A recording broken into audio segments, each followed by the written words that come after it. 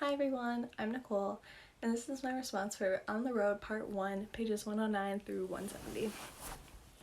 So I want to start by saying I found it hard to get into this book. It didn't really grab my attention, and I found Jack's character to be very hard to relate to.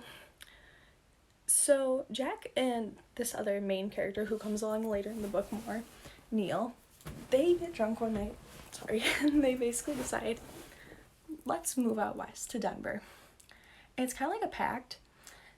And in terms of Jack, I don't think his character was as into this idea as Neil was until Neil left.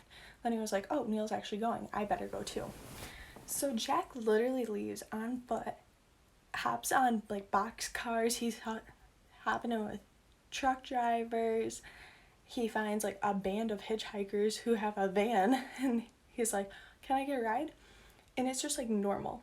This is some huge historical significance, because nowadays I could not see many people doing that. Like, hitchhikers exist, don't get me wrong. Like, I'm not trying to say like, oh, those are extinct or don't exist. Extinct was not the word there, but you know, now people like plan out trips, maybe take a plane, maybe drive. And he literally only had $50 with him.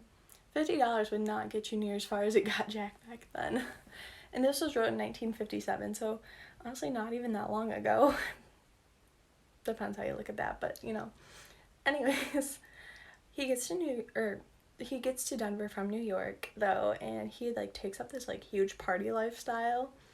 He's with a lot of women. He notices kind of like this divide in his friend group, because Jack went to Denver following Neil, but Neil was not the only friend there. There was Alan, Hal, the Burfords, like all these people he knew had just gone, which is something that is also kind of historically significant, because nowadays like people don't just all leave together.